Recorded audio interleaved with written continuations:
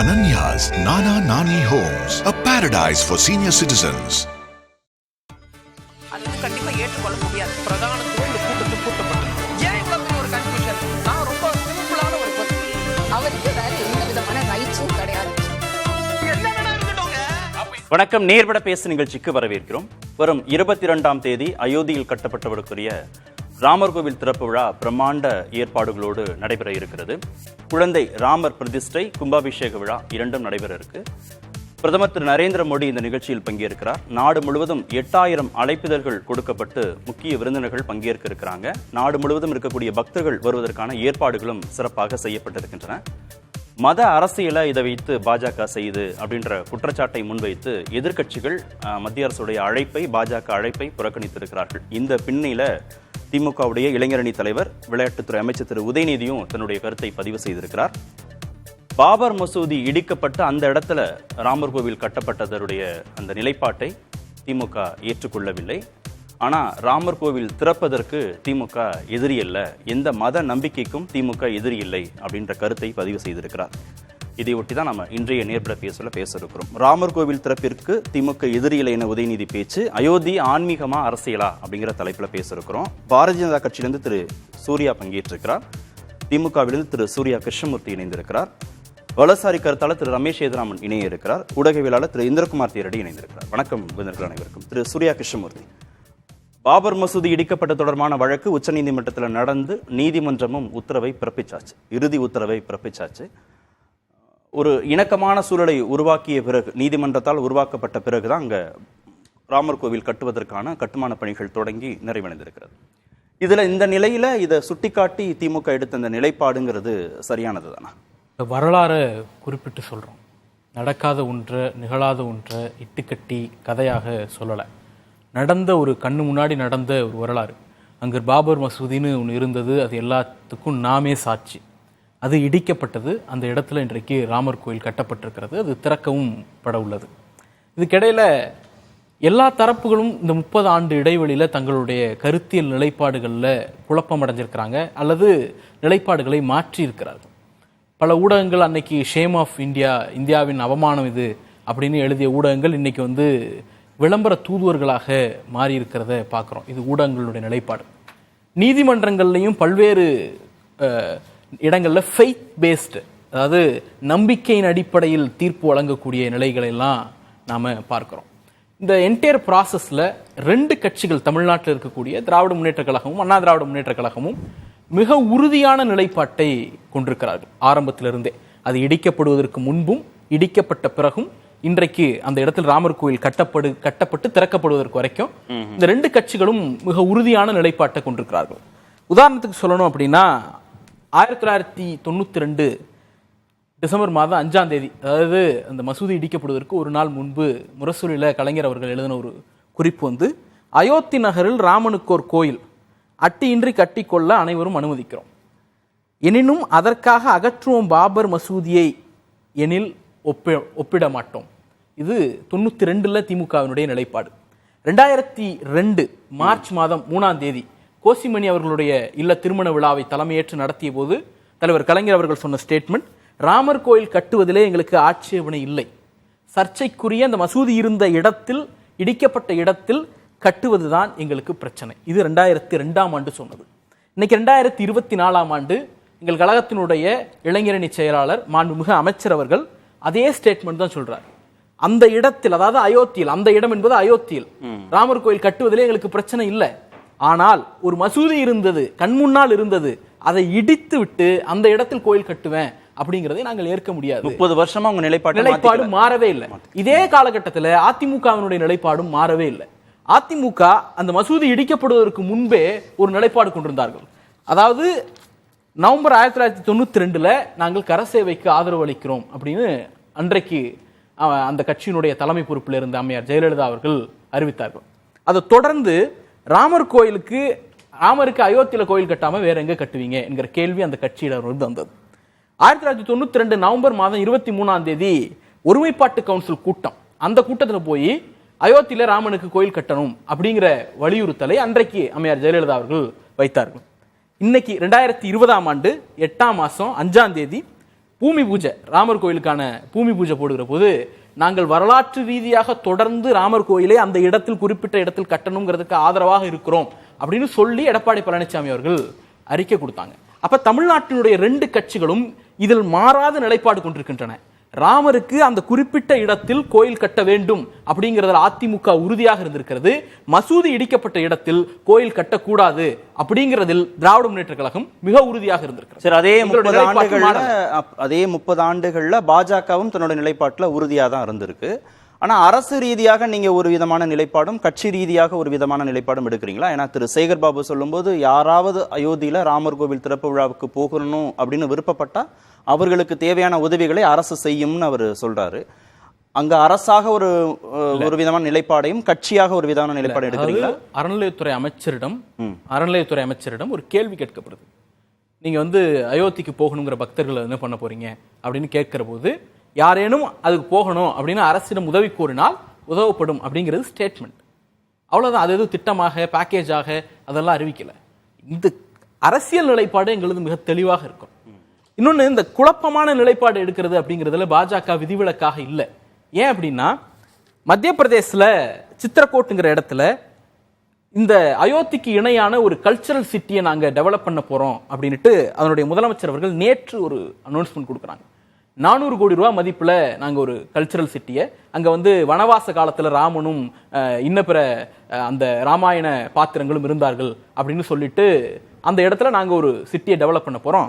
ஏறக்குறைய 400 கோடி ரூபாய் எஸ்டிமேட். அதுக்கு ஆசிய வளர்ச்சி வங்கியிடம் கடன் வாங்க போறோம் அப்படின்னு அறிவிக்கிறாங்க. இது அங்க. அதே சமயம் இந்த பக்கம் வந்தீங்கன்னா பூரி ஜெகநாதர் ஆலயத்துல ஹெரிடேஜ் காரிடார் அந்த மாநில அரசு, ஒடிசா அரசு ஏற்பாடு பண்ணி அதை திறக்கிற பொழுது அதை அரசியலுக்காக பூரி ஜெகநாதரை நவீன் பட்நாயக் பயன்படுத்துகிறார் அப்படின்னு பாஜக தரப்புல இருந்து ஸ்டேட்மெண்ட் வருகிறது. அப்ப இவர்கள் ஒரு கடவுளை போய் திறந்து வச்சாங்க அப்படின்னா அது அரசியல் இல்ல, ஆன்மீகம் ஆயிடுது. மாறாக வேற ஒரு மாநில அரசு, வேற ஒரு கட்சி ஆளக்கூடிய மாநிலத்தில் ஒரு அரசு ஒரு ப்ராஜெக்ட் எக்ஸிக்யூட் பண்ணி அதை திறந்து வைக்கிறாங்க அப்படின்னா அது அரசியலாக மாறுகிறது. அப்ப கடவுளை தங்களுடைய சொந்த அரசியலுக்காக, வாக்கு வங்கிக்காக, இந்து மக்களினுடைய நம்பிக்கையை முதலீடாக பயன்படுத்தக்கூடிய ஒரு கட்சியாக பாரதிய ஜனதா இருக்கிறது. இது வெறும் இஸ்லாமியர்களுடைய ரத்தத்தின் மீது மட்டும் கட்டப்பட்டதாக இல்ல. நீதிமன்றத்தால் முதல் முறையாக நியமிக்கப்பட்ட அர்ச்சகர் அவர் மதச்சார்பின்மையை வலியுறுத்தினார் அப்படிங்கிற ஒரே காரணத்திற்காக 93 சுட்டுக் கொல்லப்பட்டார். மதச்சார்பின்மை, சகோதரத்துவத்தை வலியுறுத்தின இந்து மக்களின் மீதும் அவர்களுடைய ரத்தத்தின் மீதும் கட்டப்படுவதாக இது இருக்கிறது. அதனால் நாங்கள் எதிர்க்கிறோம். திரு சூர்யா, இவ்வளவு விமர்சனங்கள் ராமர் கோவில் திறப்பு விழா சமயத்துல வரும் அப்படின்னு நீங்க கட்சி ரீதியாக, அரசு ரீதியாக எதிர்பார்த்தீங்களா? நிச்சயமா. ஏதாச்சும் ஒரு சின்ன விஷயம் செய்யும் போதே விமர்சிக்கப்படும் போது, ஒரு 500-510 ஆண்டு கால பிரச்சனைகள் தீர்க்கப்படும் போது, இவ்வளோ நாள் அதை ஒரு பாயிலிங் பாயிண்டாகவே வச்சுருந்தோம். அதுக்கு ஒரு நிரந்தர தீர்வு வருன்றப்போ எல்லாருமே அவங்க அரசியல் கணக்குகளை போட்டு அதற்கேற்ற மாதிரி ஸ்டாண்ட் எடுப்பது இயல்பான ஒரு விஷயம்தான். இப்போது சகோதரர் சொன்ன மாதிரி ஸ்டாண்ட் கன்சிஸ்டண்ட்டாக இருக்குன்னு சொன்னார். ஆனால் இன்றைக்கி நான் உதயநிதி அவர்களுடைய ட்விட்டர், ஃபேஸ்புக் பேஜோ இல்லை திமுகவினுடைய அதிகாரப்பூர்வ ட்விட்டர், ஃபேஸ்புக் பேஜோ எல்லாமே பார்த்தேன். அதில் எங்கேயுமே உதயநிதி அவர்கள் அயோத்தி கோயில் பற்றி சொன்ன கருத்துக்கள் பகிரப்படவே இல்லை. இதுவே வேற ஏதாச்சும் விஷயம்னா எவ்வளோ கருத்துக்கள் பகிர்ந்திருப்பாங்கன்னு நான் அவர்களுடைய டபுள் ஸ்டாண்டர்ட்னு சொல்ல நான் அப்படி டபுள் ஸ்டாண்டர்ட்னு சொல்லவே இல்லை நான். அதாவது இப்போது பின்னாடி போவோம். சேலத்தில் ஈவே ராமசாமி அவர்கள் ராமர் சிலையை போட்டு அடிக்கும்போது அப்போ கருணாநிதி அவர்கள் முதல்வராக இருக்கார். அப்போ பத்திரிகையாளர்கள் கேட்கும்போது கருணாநிதி அவர்கள் என்ன சொல்கிறாருன்னா, மதவாதிகள் மனம் புண்படும்படியாக ராமர் சிலை போன்றவைகளை சேலம் மாநாட்டு ஊர்வலத்தில் ஆபாசப்படுத்தியதாக செய்தி கண்டு நான் வருத்தப்படுகிறேன். அதாவது எந்த மதத்தினர் மனம் புண்படியாக எந்த பிரச்சாரம் நடத்தப்பட்டாலும் அதை இந்த அரசு விரும்பவில்லை அப்படின்னு திமுகவினுடைய அரசினுடைய ஸ்டாண்டாக சொல்கிறாரு. இப்போ நீங்கள் சொன்ன சேகர் பாபு அவர்களும் சொல்கிறாரு. நிதியமைச்சர் தங்கம் தென்னரசு அவர்கள் அயோத்திக்கு நிதி வசூல் செய்யப்படும் போது அப்போ என்ன கருத்து சொல்கிறாருன்னா, அயோத்தி கோவிலுக்கு திமுகவினர் நிதி அளிப்பது திமுகவின் மத நல்லிணக்கத்தின் அடையாளம் அப்படின்னு சொல்கிறாரு. இப்போது நான் சொல்ல வர பாயிண்ட் என்னென்னா, ஒருவேளை இங்கே பிரதமர் மோடி அவர்களோ பிஜேபியோ இந்த எழுச்சி பெறாமல் இருந்திருந்தா, இன்னைக்கு இதே ராமர் கோயில் கட்டப்பட்டிருந்தா, அப்போ திமுக எடுத்திருக்கக்கூடிய நிலைப்பாடு இன்னும் கடுமையாக இருந்திருக்கும். அந்த கோயிலை எதிர்த்திருக்கும், மிக கடுமையாக எதிர்த்திருக்கும். ஆனால் இன்னைக்கு நம்மளுக்கு பிடிச்சிருக்கோ பிடிக்கலையோ உண்மையான ஆய்வு என்ன சொல்லுதுன்னா, ஹிந்து ஓட் பேங்க் அப்படின்றது மற்ற பகுதிகள் மட்டுமில்ல தமிழகத்திலையும் உருவாகி வருகின்றது அப்படின்ற ஒரு அனாலிசிஸ் வந்து நம்மளுக்கு வருது. அதனால இவர்கள் வந்து சேஃபா ப்ளே பண்றாங்க. இதை பத்தி பகைத்துக் கொள்ள திமுக விரும்பலன்றீங்க. இந்த கேள்வி கூட ஒரே ஒரு பதில் என்ன, உதயநிதி அவர்கள் இது சொன்னது கூட சகோதரர் வேற விஷயத்துல சொன்ன மாதிரி ஒரு பத்திரிகையாளர் கேட்ட கேள்விக்கு தான் பதில் சொல்றாரு. இன்னி வரைக்கும் அபிஷியலா அவர்கள் ஸ்டாண்ட் எடுக்கவில்லை. ஒருவேளை நீங்க சொல்ற மாதிரி இந்து வாக்கு வங்கி மீதான அச்சம் அப்படின்னா பாபர் மசூதி இடிக்கப்பட்ட இடத்துல ராமர் கோவில் கட்டுனதுல எங்களுக்கு உடன்பாடு இல்லைன்னா சொல்லிருக்க மாட்டாங்க. ரெண்டு சைடு பேலன்ஸ். இதற்கு முன்னாடியே திமுகவா இருந்திருந்தா வேற மாதிரி நிலைப்பாடு எடுத்திருப்பாங்கன்றது என்னுடைய ஒப்பீனியன். இரண்டாவது, இப்ப காங்கிரஸ் கட்சியாச்சு அபிஷியலா டிக்ளேர் பண்ணிட்டாங்க, இதை நாங்கள் புறக்கணிப்பதற்கான காரணம் முழுமையாக கோவில் கட்ட. தமிழ்நாட்டில இருந்து திமுக எதிர்ப்பை விடுங்க, நீங்க மம்தா எதிர்க்கிறாங்க, மார்க்சிஸ்ட் கம்யூனிஸ்ட் எதிர்க்குது, காங்கிரஸ் எதிர்க்கிறாங்க, கிட்டத்தட்ட எல்லாருக்குமே உங்க மேல இந்த விழா குறித்த ஒரு சந்தேகம் இருக்கே. இல்ல, கிட்டத்தட்ட அந்த இந்தி கூட்டணியில் இருக்கக்கூடிய அனைத்து கட்சிகளும் எதிர்க்கிறாங்க, புறக்கணிக்கிறாங்க, எல்லாருமே பல்வேறு காரணங்கள் சொல்றாங்க. அதுக்கு நான் காரணம் சொல்றேனே, அதாவது இதற்கு முன்னாடி காங்கிரஸ் ஆட்சி வந்து ஒரு 60 ஆண்டு காலம் இருந்தது. பல்வேறு பிரச்சனைகள், காஷ்மீர் ஆகட்டும், ராமர் கோயில் ஆகட்டும், ஒரு நிரந்தர தீர்வு இல்லாம இருந்தது. இப்ப இன்னைக்கு வந்து இந்த தீர்வு முடியறது எந்த கட்டத்தில் இருக்குன்னா, அதே அயோத்தி நகரத்துல இஸ்லாமியர்களுக்கு மசூதி கட்டப்படும் 5 ஏக்கர் நிலம் ஒதுக்கப்பட்டது.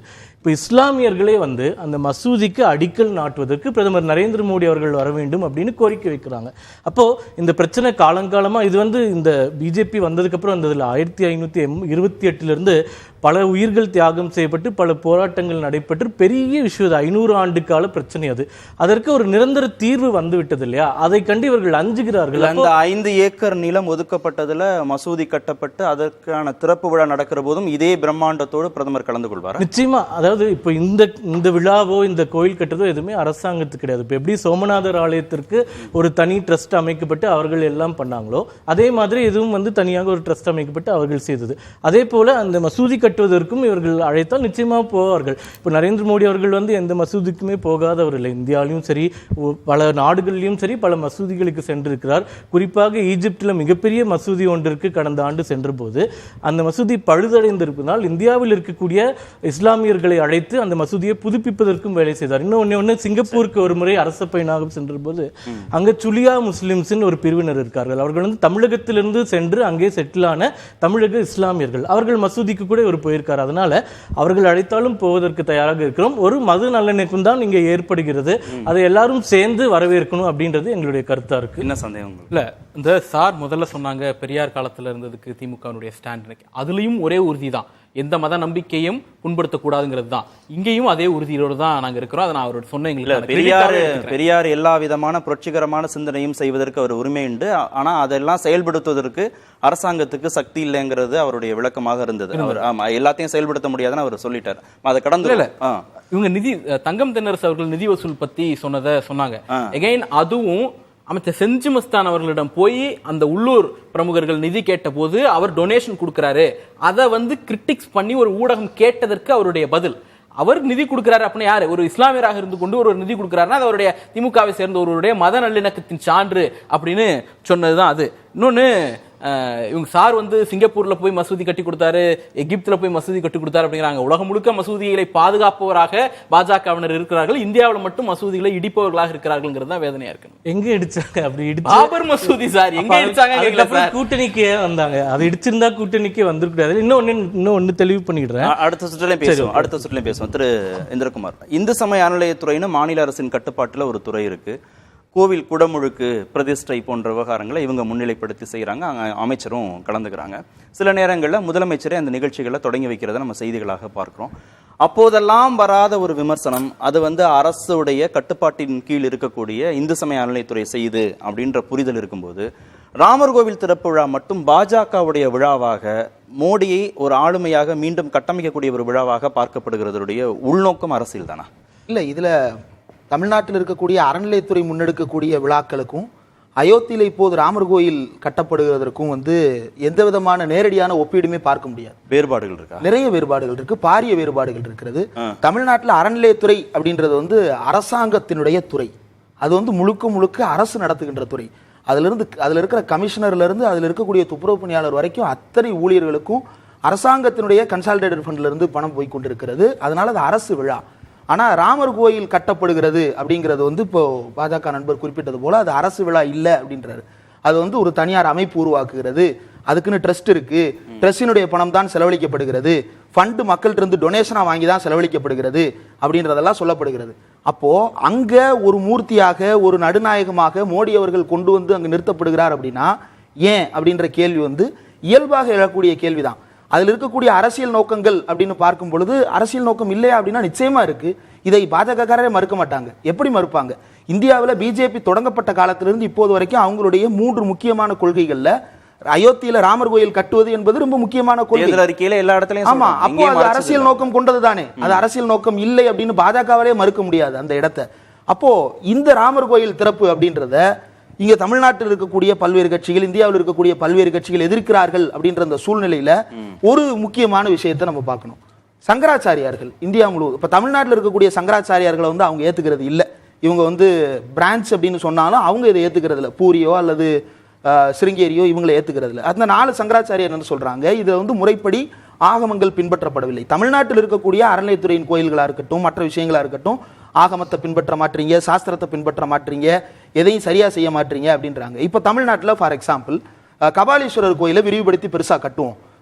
முதலமைச்சர் ஸ்டாலின் வர்றாரு, அவர் பிராண பிரதிஷ்டை செய்வதை பிஜேபி ஏற்றுக்கொள்ளுமா? சாஸ்திரம் ஏற்றுக்கொள்ளுமா? சம்பிரதாயங்கள் ஏற்றுக்கொள்ளுமா? ஆகமம் ஏற்றுக்கொள்ளுமா? அப்போ பிராண பிரதிஷ்டையை நீங்கள் மட்டும் எப்படி செய்கிறீர்கள்? அவர் 11 நாள் விரதம் இருக்கிறாரு. 11 நாள் விரதம் இருந்து முக ஸ்டாலின் செஞ்சா ஏத்துப்பாங்களா? வெறும் தரையில படுக்கிறாரு, அதற்கான மந்திரங்களை வந்து கற்றுக்கிறாரு, எல்லாம் செஞ்ச பிறகு இதுதான் வந்து இந்தியாவில இருக்கிறதுலேயே ரொம்ப மோசமான நிலைக்கு தள்ளி கொண்டிருக்கிறது இந்த ஒட்டுமொத்த நரேஷன்.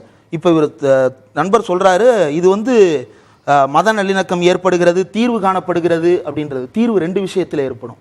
ஒன்று, ஒரு 2 பேர் பேசி முடிவு எட்டப்படுவது ஒன்று, இன்னொருத்தரை தீர்த்து கட்டி முடிவு எட்டப்படுவது ஒன்று. இந்த விஷயத்துல பாபர் மசூதி என்பது இடித்து தரைமட்டமாக்கப்பட்டு இஸ்லாமியர்களுடைய மொத்த முழுமையான நம்பிக்கையும் சிதைவுக்குள்ளாக்கப்பட்டு அங்கு ராமர் கோயில் என்பது இப்போது எழுப்பப்படுகிறது. கோயில் இந்த தீர்ப்பு வந்து என்ன சொல்லுது, ராமர் கோயிலுடைய தீர்ப்பு என்ன சொல்லுகிறது அப்படின்றத எடுத்து பார்த்தோம்னா, அங்க ஆர்கியாலஜிக்கல் எவிடன்ஸ் அது இதுன்னு இவங்கெல்லாம் ஃபால்ஸ் கிளைம்ஸா நிறைய சொன்னாலும் கூட நீதிமன்றம் எதையும் ஏற்றுக்கொள்ளவில்லை. இங்கு இந்து மத ஆலயம் என்பது 1500களுக்கு முன்பு இருந்தது என்று எந்த சான்றையும் அவர்கள் எடுத்துக்கொள்ளவில்லை. மேலும் 1520களில் அந்த மசூதி கட்டப்பட்ட போது கோயில் இடிக்கப்பட்டதா அப்படின்றதுக்கும் எந்த விதமான ஆதாரங்களும் முழுக்க என்ன சொல்றாங்க அப்படின்னா, இது இந்துக்கள் நம்புகிறார்கள், இந்த இடத்துல வந்து ராமர் பிறந்திருக்கிறார் அப்படின்னு நம்புகிறார்கள் அப்படின்றாங்க. இந்த கோயில் திறப்பை விட 2019 ரஞ்சன் கோகாய், ஜஸ்டிஸ் சந்திரசூட் அவர்கள் உள்ளிட்டவர்கள் எல்லாம் அடங்கிய அமர்வு கொடுத்த தீர்ப்பு இன்னும் ஆபத்தானதாகப்படுகிறது. ஏன்னா நம்பிக்கையின் அடிப்படையில் ஒரு தீர்ப்பு அப்படின்னா, இப்ப நான் நம்புவேன் என்னுடைய சாதி மற்ற சாதிகளை விட மேலானது, மற்ற சாதியில் இருக்கக்கூடிய நபர்களை கொல்லுவது என்னுடைய நம்பிக்கை அப்படின்னு கொண்டுட்டு போய் நான் கோர்ட்ல நின்னா கோர்ட் ஏத்துக்கிடுமா? நிச்சயமாக ஏற்றுக்கொள்ளாத, அது நீதிக்கு முரணானது, மனித நேயத்துக்கே விரோதமானது. ஆனா இடிக்கப்பட்ட மசூதிக்கு என்ன நீதி? அங்கு ஒரு மசூதி இருந்தது, 450 ஆண்டுகள் அங்கு வந்து வழிபாடு நடந்திருக்கிறது அப்படின்னு சொல்லி எவிடென்ஷியல் ப்ரூஃப்ஸ் இருக்கு. ஆனா அது எதையுமே ஏற்றுக்கொள்ள முடியாது, நீதிமன்றம் நிராகரித்திருக்கிறது. அப்படி நிராகரித்து பெறப்பட்ட தீர்ப்பு. இந்த தீர்ப்பை வழங்கிய ரஞ்சன் கோகாய் அவர்கள் நேற்று அசாமில் ஒரு மிகப்பெரிய விழாவில் கலந்துகிட்டாரு. அந்த விழாவில் வந்து என்ன நடக்குது அப்படின்னா, அவருக்கு வந்து அசாமினுடைய ஹையஸ்ட் சிவிலியன் அவார்டை வந்து அந்த மாநிலத்தினுடைய பிஜேபி முதலமைச்சர் வந்து கொடுக்கிறார்.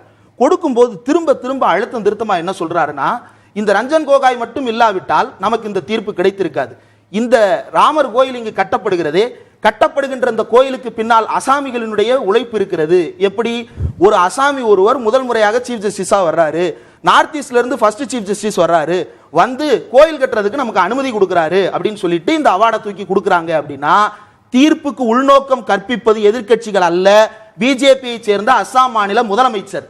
இந்த விருதை கொடுக்கும் பொழுது இதனை பேச வேண்டிய அவசியம் என்ன? அவர் ரிட்டையர் ஆன உடனே வந்து ராஜ்யசபா மெம்பர் ஆகிறது என்ன, இப்போ அசாமினுடைய ஹையஸ்ட் சிவிலியன் அவார்டு கொடுக்கிறது என்ன, இனி அடுத்தடுத்து தரப்போற பதவிகள் என்ன அப்படின்றதெல்லாம் வந்து அரசியல் நோக்கம் இல்லாம வேறு என்ன? இந்தியாவில் இருக்கக்கூடிய தன்னிச்சையான அமைப்புகளை எல்லாம் சூறையாடி இப்படியான ஒரு தீர்ப்பை பெற்று இன்றைக்கு இது வந்து பொது மனநிலைக்குள்ள பாபர் மசூதி என்று அன்று உங்க இல்லவே இல்லை, அப்படி ஒன்று மறந்தே போயிருங்க அப்படின்றாங்க. அது எப்படி மறக்க முடியும்?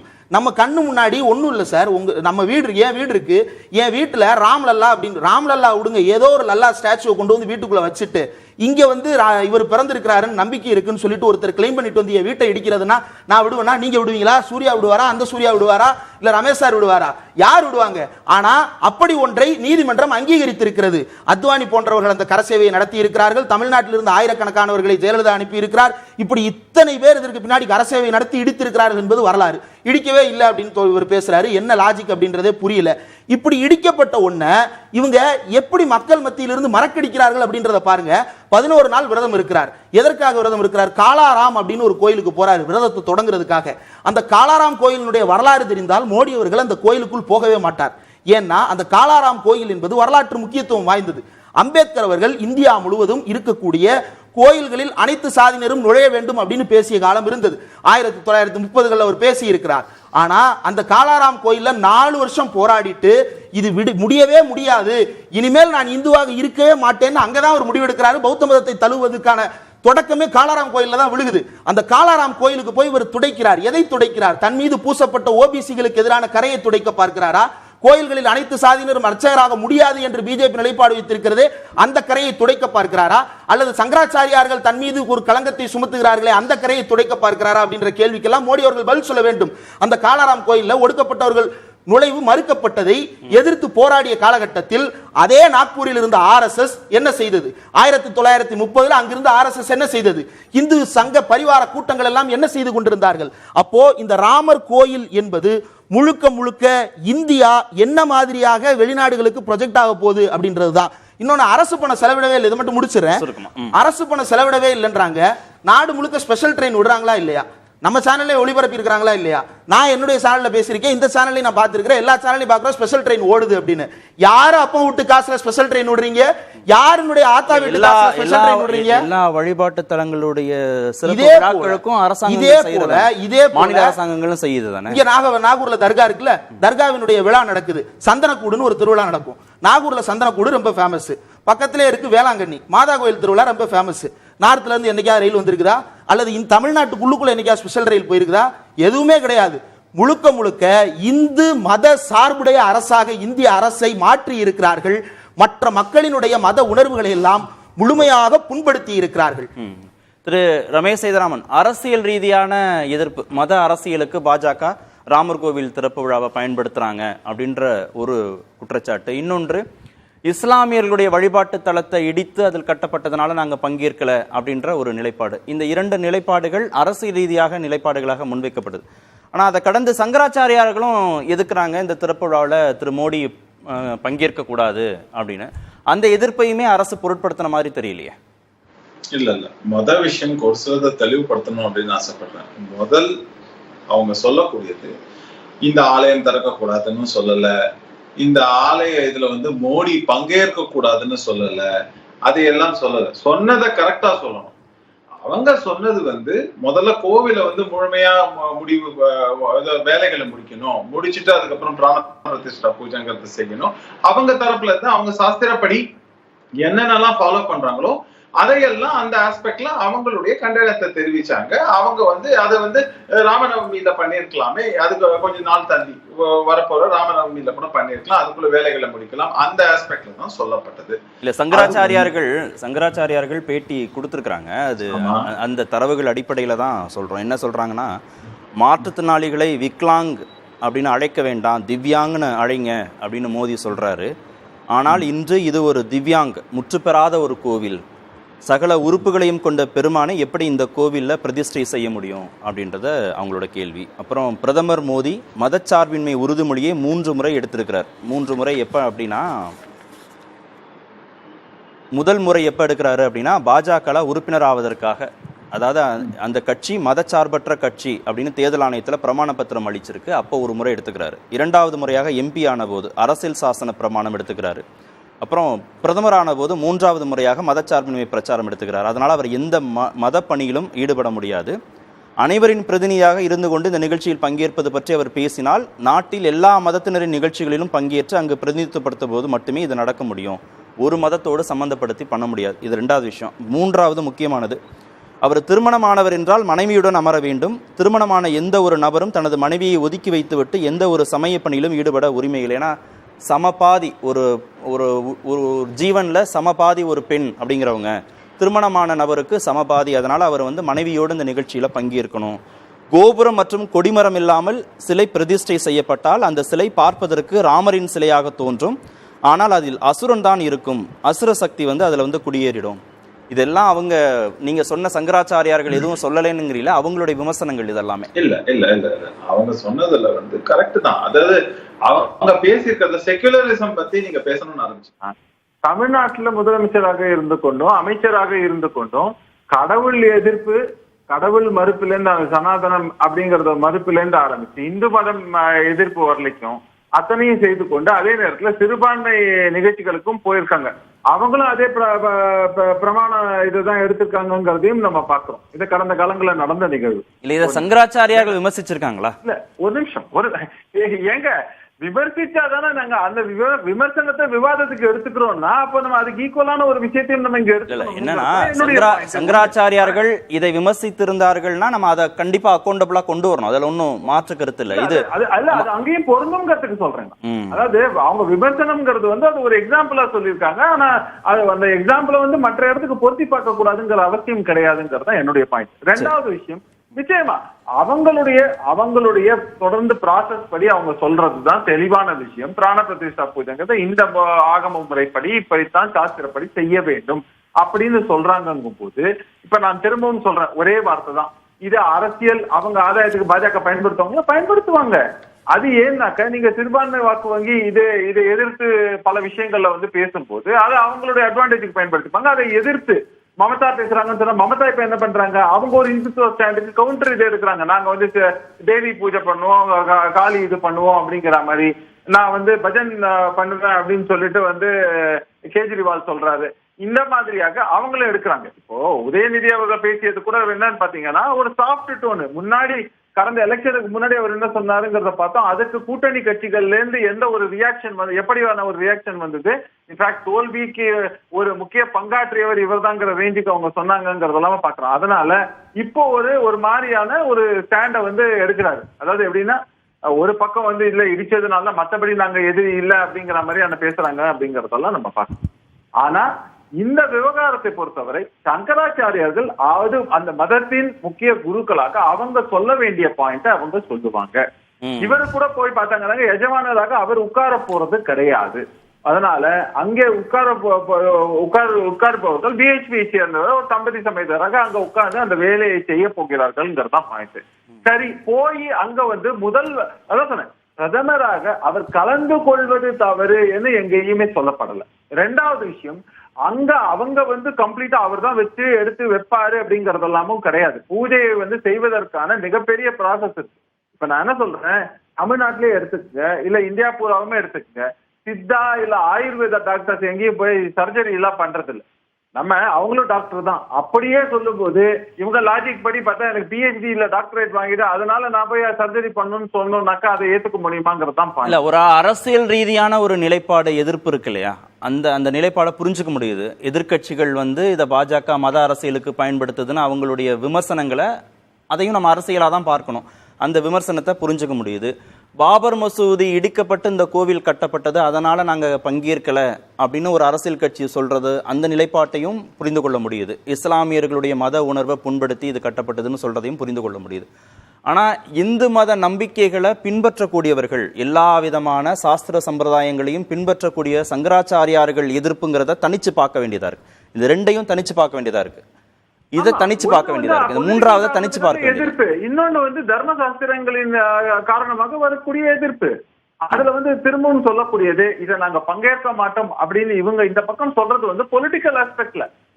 அதுதான் வந்து ஓட்டு வங்கி. இப்ப சங்கராச்சாரியார்களுக்கு எல்லாம் அவங்களுக்கு என்ன நேரம் நாளைக்கு போய் நான் ஓட்டு போட போறாங்களா, அவங்க நீங்க என்ன வந்து எம்பி எம்எல்ஏ ஆக்கி இல்லைன்னா ஏதோ மந்திரி ஆக்கி உட்கார வைக்க போறீங்களா, அவங்களுக்கு அதெல்லாம் கிடையாது. எதிர்க்கக்கூடிய விமர்சிக்கக்கூடிய தங்கள் வாக்கை அர்ப்பணித்துக் கொண்டவர்கள். எதிர்க்கக்கூடிய கட்சிகள் விமர்சிக்கக்கூடிய கட்சிகள் மீது இந்து விரோத கட்சிகள், இந்து விரோத நிலைப்பாடுன்னு ஒண்ணு சொல்லும் போது இங்க சங்கராச்சாரியார்கள் தாமாக முன்வந்து சில விமர்சனங்களை வைக்கிறாங்க இல்லையா, இந்த விமர்சனங்களையும் ஒரு அரசாங்கம் பொருட்படுத்தி இருக்கணுமா? அந்த நிகழ்வுக்கு முன்பாக பிரதமர் பொருட்படுத்தி இருக்கணுமா? அதையும் அக்கௌண்டபிளா கொண்டு வந்திருக்கணுமா? நிச்சயமா. இல்லன்னா அவங்க கிட்ட அதுக்கான வழிவகைகள், ஏன்னா கன்சென்சஸ்ங்கிறது வந்து ரொம்ப முக்கியம். அதாவது இந்த மத தலைவர்கள் அவங்க நீங்க வந்து ஒரு பக்கம் வந்து ஹிந்து ஓட் பேங்க் அப்படின்னு சொல்லிட்டு நீங்க பண்றீங்கன்னாக்க அதற்கு உண்டான இதுல வந்து அவர்களுக்கான மரியாதை கொடுப்பது மட்டுமல்லாமல், அதான் சொல்றேன், எல்லா தரப்புக்கும் மரியாதை கொடுக்கப்பட வேண்டும். இன்னொன்னு கேட்டாங்க, அதாவது மத நம்பிக்கையே இல்லைன்னா கூட பிரச்சனை கிடையாது. ஆனா இதுல வந்து கவுண்டர் வியூ, இப்போ நீங்க பாபரி மஸ்ஜிதே சொன்னீங்க, அது பிரச்சனை என்ன? நீங்க சொன்னீங்க மனதை புண்படுத்த இல்ல, இந்த பாபரி மஸ்ஜித் பூட்டி வச்சிருந்தாங்கன்னு பார்த்தோம். ராஜீவ்காந்தி பீரியட்ல வந்து அதுக்கு வந்து ஒரு முதல் கல்லை எடுத்து வைக்கப்பட்டது உள்ளுக்குள்ளங்கிறதையும் பார்த்தோம். இந்த மாதிரியாக பல விஷயம் நரசிம்மராவ் பீரியட்ல தான் வந்து அந்த மொத்த இதுவும் வந்து நடந்தது, இன்சிடென்ட் நடந்தது, பாபரி மஸ்ஜித் டெமாலிஷன்ங்கிறதையும் பார்த்தோம். அத்வானி தலைமையில தான் இடிச்சாங்கிறதையும் பார்த்தோம். அந்த லேண்டை நேஷனலைஸ் பண்ணது நரசிம்மராவ் கவர்மெண்ட்ங்கிறதையும் நம்ம ஞாபகம் வச்சுக்கணும். இப்படியாக இருக்கும்போது இன்னைக்கு இங்க மட்டும் வந்து ஒரு கேள்வியை நம்ம முன்வைக்கிறது, அதுக்கப்புறம் தொடர்ந்து எடுக்கப்பட்டதெல்லாம் சட்ட போராட்டங்கள், தொடர்ந்து எடுக்கப்பட்டது சட்ட போராட்டங்கள் எல்லாமே வந்து நான் கேட்கிறேன். ராமர் பாலம் அப்படின்னு சொன்னாக்கா அதுவும் நம்பிக்கை சார்ந்தது. ஆனா அதுல வந்து அகழ்வாராய்ச்சி என்ன சொல்லப்படுது, அது அந்த மாதிரியான மேன்மேட் ஸ்ட்ரக்சர் இருக்குன்னு சொல்லப்படுது. முடிங்க, நம்ம அடுத்த சுற்றுக்கு நம்ம நகருவோம். வந்து செடி கொடிகள் இருந்து ஆரம்பிச்சு விலங்கினங்கள் இந்த மாதிரி பல விஷயங்களை எல்லாம் ஊர்கள்ல இருந்து ஆரம்பிச்சு எல்லாமே அந்த ட்ராக்ல இனி வரைக்கும் இருக்குங்கிறதையும் பாக்குறோம். அப்படின்னா இருக்கும்போது எப்படி இல்லை இது ஒரு கற்பனை அப்படின்னு எல்லாம் வந்து காங்கிரஸ் அபிடேவிட் ஃபைல் பண்ண போலாம் வந்து அதை எப்படி நம்ம ஏற்றுக்கொள்ள முடியும்? அதெல்லாம் இருக்கு.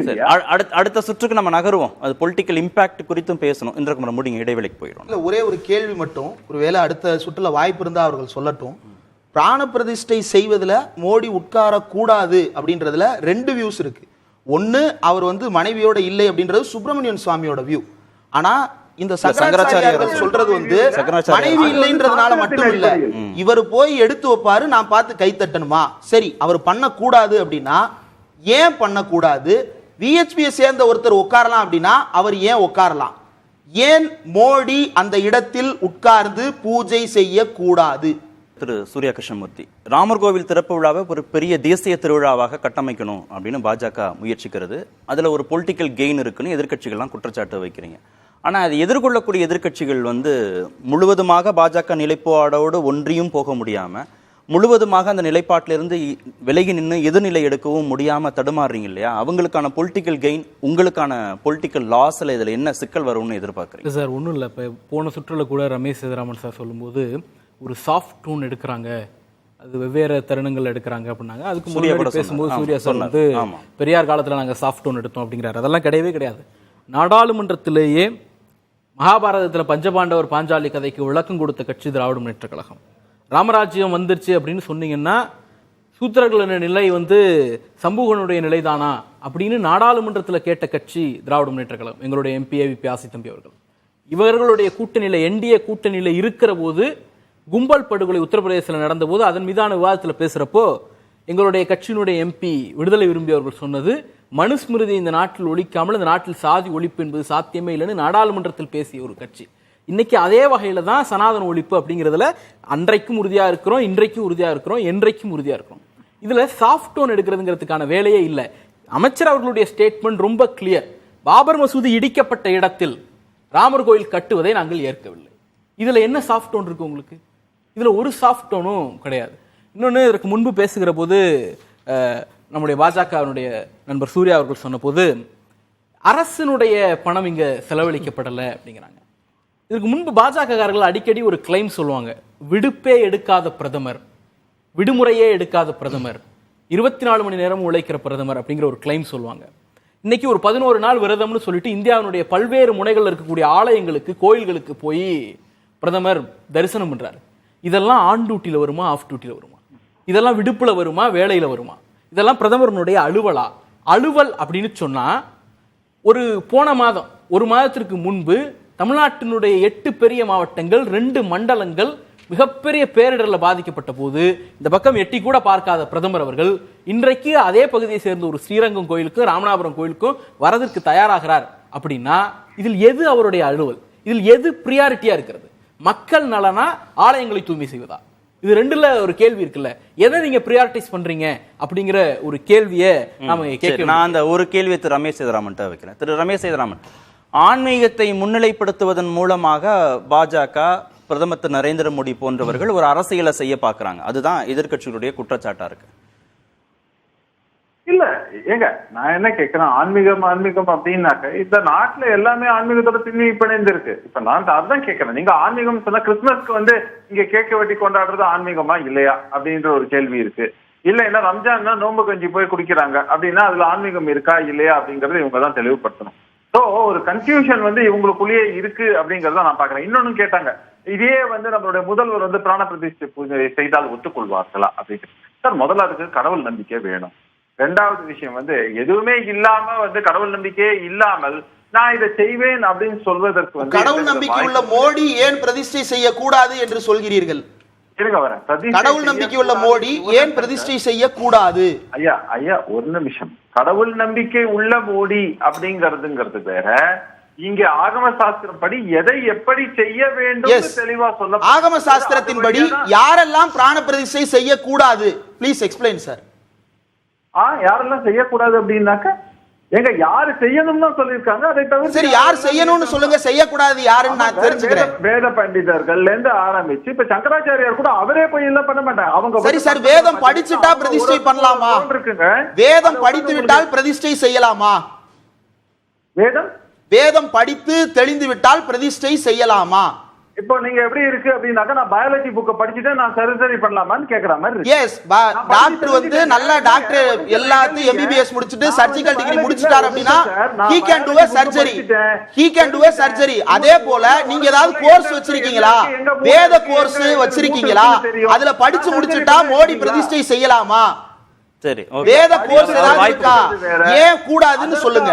இல்ல இப்போ ஒரு சர்ஜரிக்கு போறாங்கன்னாக்க அங்க கிளீன்லினஸ் ஆஸ்பெக்ட்ல வந்து எல்லாம் என்னென்ன பண்ணணும், எப்படி எப்படி போகணுங்கிறதுக்கு ஒரு ஸ்டாண்டர்ட் ஆபரேட்டிங். சார் நீங்க தேவையில்லாம லூப்ல போய் மாட்றீங்க. ஆக்சுவலா ஆகமத்தை வந்து நீங்க மெடிக்கல் டிகிரியோட கம்பேர் பண்ணீங்கன்னா நீங்க மாட்டிப்பீங்க சார்.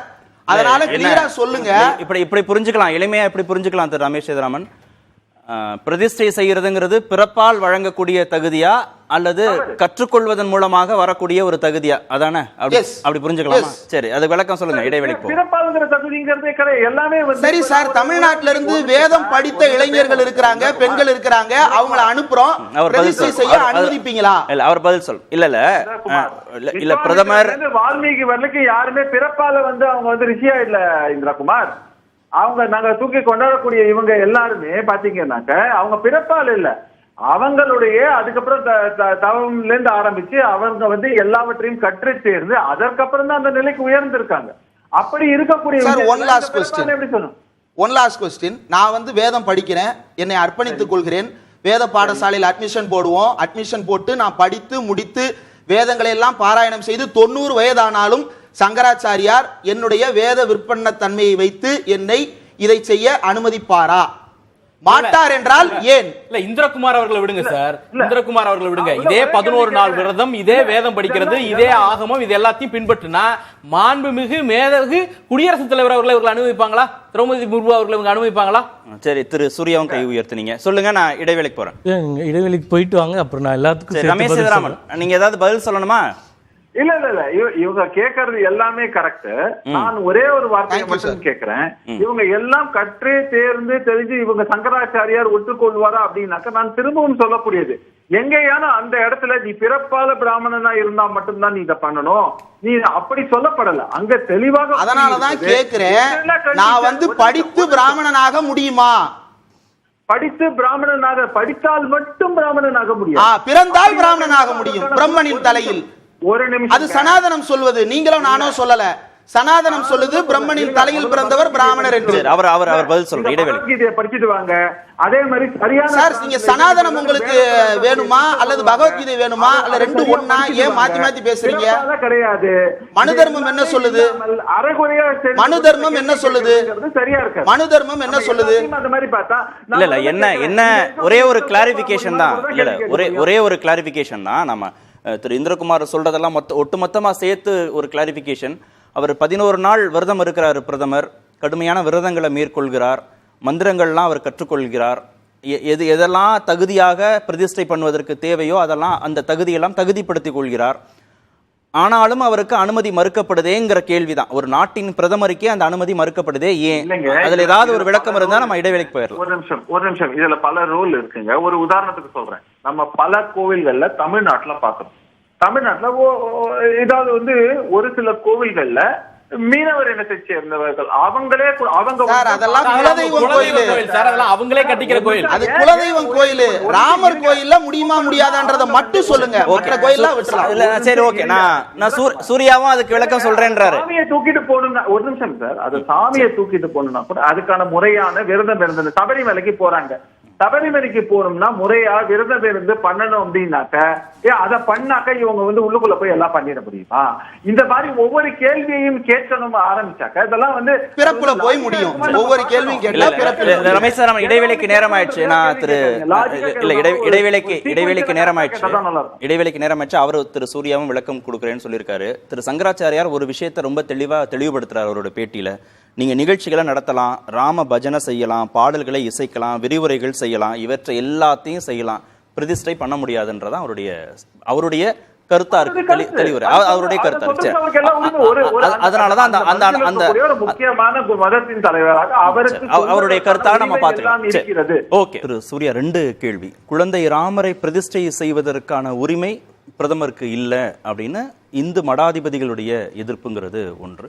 இன்னொன்று, இந்து வாக்கு வங்கி பற்றியெல்லாம் பெரிதாக கவலைப்படாத எதிர்க்கட்சிகள் இந்த முறை உங்களுடைய அழைப்பை புறக்கணித்திருக்கிறார்கள், நிராகரித்திருக்கிறார்கள். இது 2ஐயும் எப்படி எதிர்கொள்ள போகிறது பாஜக? மொத்தமாக இந்த விவாதத்தில் 5 நிமிடம் தான் பேசியிருக்கேன். நிறைய பேசினார் சகோதரர். யார் அப்பம் வீட்டு காசில் ஸ்பெஷல் ட்ரெயின் விடுறீங்க அப்படின்னு சொல்கிறார். ரயில்வே துறை மிக விளக்கமாக சொல்லியிருக்கிறது, ஸ்பெஷல் ட்ரெயின் என்றாலும் பணம் கட்டி ஐஆர்சிடிசியில் புக் பண்ணி தான் அந்த டிக்கெட் வாங்க முடியும் அப்படின்னு தெளிவாக சொல்லியிருக்காங்க. இப்போ இங்கே அறநிலைத்துறை சார்பாக 200 பேரை காசி யாத்திரைக்கு இலவசமாக பாருங்க. நான் குறுக்கிடல, மாண்பை காப்பாத்திக்கோங்க. நீங்க பேசும்போது இப்போ இங்க அறநிலைத்துறை 200 பேரை காசி புனித யாத்திரை இலவசமா அழைச்சிட்டு போறாங்க, ஹஜ்ஜுக்கு கூப்பிட்டு போறாங்க இலவசமா, ஜெருசலம் புனித யாத்திரைக்கு பணம் தராங்க. அதை என்னைக்காச்சும் ஒரு நாள் எவன் அப்ப வீட்டு காசுன்னு கேட்டிருக்கு தைரியம் இருக்கா? நான் பதில் சொல்லி முடிச்சிடுறேன். மாண்பை காப்பாத்துங்க, மாண்பை காப்பாத்துங்க. பொய்யை மட்டும்தான் இவர் பேசியிருக்காரு. பொய்யை மட்டும்தான் பேசி பதில் பேச அஸ்ஸாம்ல அயோத்தி தீர்ப்பு கொடுத்ததற்காக அஸ்ஸாம் பைபா விருதை கொடுத்துட்டாங்கன்னு அப்பட்டமா இப்படி புழுகிறாரு லைவ் டெலிகாஸ்ட். அவர் அப்படிதான் சொன்னார். அவர் என்ன சொன்னாரு? நீங்க தான் சரி பண்ணணும். பேசும்போது நான் குறுக்கிடவில்லை. நீங்க பேசுங்க.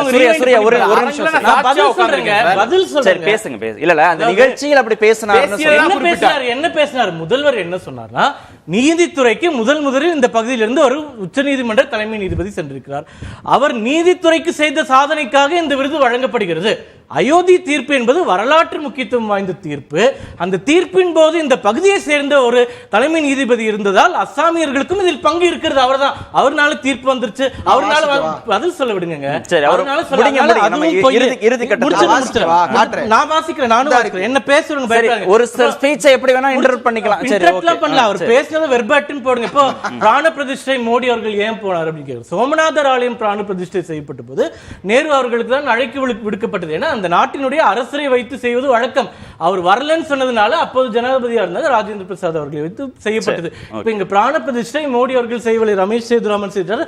டாக்டர் ரபீந்திர நாராயண் சிங் என்ற மருத்துவர், காங்கிரஸ் அரசாங்கத்தால் பத்மஸ்ரீ வழங்கப்பட்ட ஒரு மருத்துவர், விஹெச்பி தலைவராக இருக்கார்.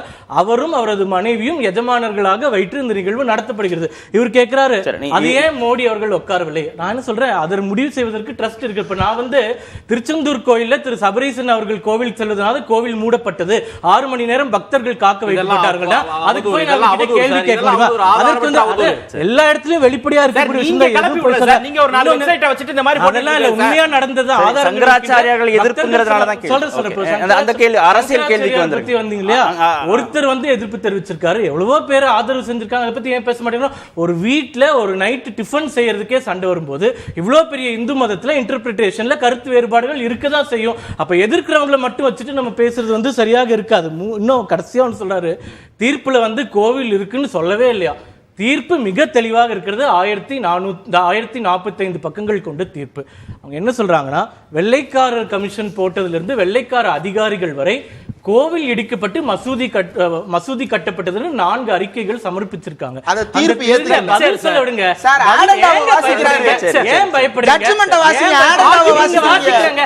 அதாவது தீர்ப்புல ஆடண்டாவுக்கும் ஜட்ஜ்மென்ட் வித்தியாசம் தெரியுமா தெரியாதா? இல்ல சூர்யா ஒரே நிமிஷம் நான் இந்திரகுமார் ஒரே விஷயம் நம்ம முடிக்கணும், நிறைவு செய்யணும். அதாவது அவங்க என்ன சொல்றாங்கன்னா, பாபர் மசூதி இருந்த இடத்தில் ராமர் பிறந்து வாழ்ந்தார் என்று இந்துக்கள் நம்புவதை விவாத பொருளாக்க முடியாது. இந்த நம்பிக்கையில நீதிமன்றம் தலையிடுவதும் சரியில்லை. 1528 பாபர் மசூதி கட்டப்படுவதற்கு முன்னர் இந்த இடத்தில் இஸ்லாமிய கட்டடக்கலை அல்லாத வேறொரு கட்டடம் இருந்ததற்கான சான்றுகளை இந்திய தொல்லியல் துறை அளித்துள்ளது. அதே வேளையில் மசூதிக்கு அடியில் உள்ள கட்டட அமைப்பு கோயில் என்றும் தொல்லியல் துறை கூறல. இந்த அறிக்கையை முற்றிலுமாக புறந்தள்ள முடியாது. அவங்க சொல்லலன்றாங்க. கோயில் இருந்ததற்கான ஆதாரங்களை கோவில் இருந்ததா இல்லையான்றது விவாதம் கிடையாது. அந்த கோவில் இடிக்கப்பட்டுதான் மசூதி கட்டப்பட்டதா என்பதற்கு சான்று இல்லை அப்படின்னு தான் சொல்லியிருக்காங்க. உடனே ஒரு தீர்ப்புல வந்து கோயிலே இல்லைன்னு சொல்றாங்க அப்படின்னு சொல்றது வந்து நேரம் கடந்துக்கணுமா? அடுத்த நாட்களையும் பேசதான் போறோம். இது குறித்து நான் என்ன சொல்றேன்னா, இதற்கு நீங்கள் ஏன் இவ்வளவு கோவப்படுறீங்க, கேள்வி கேட்கிறீங்க? அதற்குன்னு ஒரு அமைப்பு கிட்ட கொடுத்து அவர்கள் அதற்கு முடிவு செய்றாங்க. இதற்கு மோடி ஏன் பயமில்லை, அவங்க ஏன் செய்யலைன்னா அதை முடிவு செய்வதற்கு ஆட்கள் இருக்கிறாங்க. நம்ம ஊர்ல என்ன நடக்குன்றது நம்ம பேசலாம். எல்லாத்தையும் போய் கேள்வி கேட்டோம்னா, இப்ப நான் வந்து திமுக ஏன் ஒரு பட்டியலினத்தவர் முதல்வர் ஆக முடியாது, முக்கிய அமைச்சர் பொறுப்புகளுக்கு வர முடியாது, நான் கேள்வி கேட்கலாம். கேள்வி கேட்பதுன்றது 1008 விஷயங்களை கேட்கலாம். ஐயா வந்து திரௌபதி முர்மு அவர்களை அழைப்பீர்களா பட்டியலினத்தில் சொன்னாரு. இன்னைக்கு நியூஸ்ல எல்லா இடத்துலயும் போயிட்டு இருக்கு. திமுக எம்எல்ஏ வீட்டுல ஒரு பட்டியலின சகோதரி எப்படி கொடுமைப்படுத்தப்பட்டால், சிகரெட் வச்சு எப்படி குத்துனாங்க, 6 மாத காலம் எப்படி அடித்தார்கள், வீடியோ ஆதாரங்கள் இருக்கிறது. வீடியோ ஆதாரங்கள் இருக்கிறது. இப்ப வரைக்கும் ஏன் கைது நடவடிக்கை எடுக்கப்படவில்லை? எடுக்க போறாங்க. எங்க நடவடிக்கை எடுத்தீங்க? புகார் செய்யப்பட்டு வீடியோ ஆதாரங்களுக்கு உடனடியாக மோடி பிராணபரிஷ்ட பண்ணலாமா? சரி பேசுவோம். பட்டியலின சகோதரியை இன்னொரு அமரோட எம்எல்ஏ வீட்ல கொடுமைப்படுத்திருக்காங்க. அத பேசுறதுக்கு பிராணி இல்ல பேச முடியும்.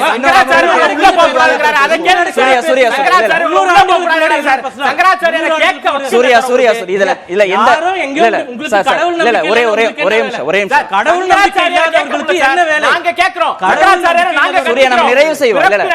பிரதமர் உள்ள சொல்ற சங்கராச்சாரியர் நாங்க சூர்யா ரெண்டு பேருமே அமைதி. இல்ல இது பிரதமர் இல்ல ஒரு நிமிஷம் சார்.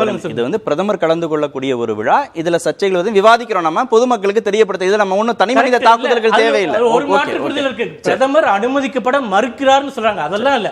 அவர் ஆகம விதிப்படி ஆன்மீக சான்றோர்கள் சொல்றதை பின்பற்றுகிறார். ஒரு விவாதத்துல இல்ல எல்லாத்தையுமே விவாதத்துல பேசிதான் புரிய வைக்க முடியும் மக்களுக்கு. சரி, நன்றி. நிகழ்ச்சியில் பங்கேற்ற அனைத்து விருந்துகளுக்கும் நேர்பட பேச நிறைவு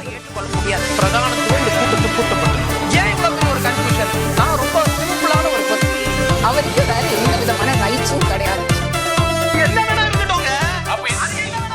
Ananya's Nana Nani Homes, a paradise for senior citizens.